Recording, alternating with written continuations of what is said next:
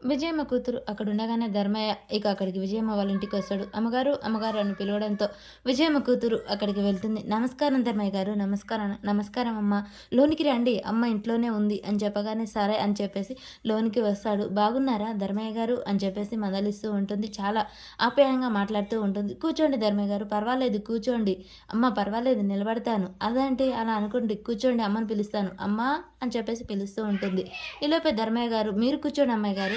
పెద్దల ముందు కూర్చోవడం సంస్కారం కాదు. మీరు కూర్చోండి అని చెప్పగానే చాలా చిన్న వయసులోనే చాలా సంస్కారం ఉందమ్మా నీకు అని చెప్పేసి ధర్మయ్య కూర్చుంటాడు. ఇక అలాగే కూర్చొని సింధూర ఎలా ఉంది అని చెప్పేసి అడగగానే బాగానే ఉందమ్మా. పసుపు కుంకుమ పోగొట్టుకున్న ఆడది ఎలా ఉంటుంది అనగానే విజయం వస్తూ ఉంటుంది.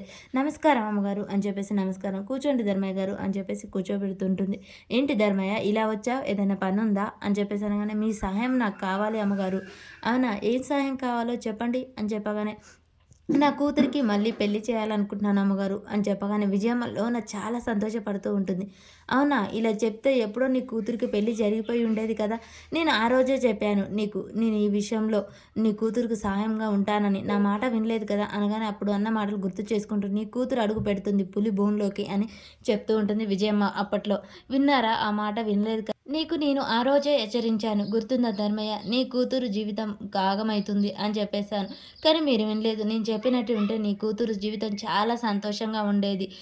పసుపు కుంకుమలతో సంతోషంగా ఉండేది. సుఖదుఖాలతో లేకుండా ఉండేది అని చెప్పగానే ఇలా జరుగుతుంది అని ఎవరం ముందుగా ఊహించాం కదమ్మా. మంచి జరుగుతుందని అనుకున్నాము.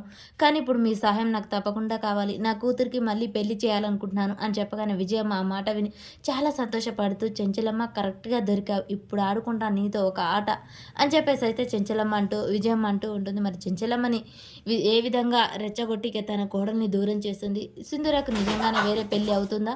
అసలు ఏం జరుగుతుంది అనేది నెక్స్ట్ వీడియోలో తెలుస్తుంది.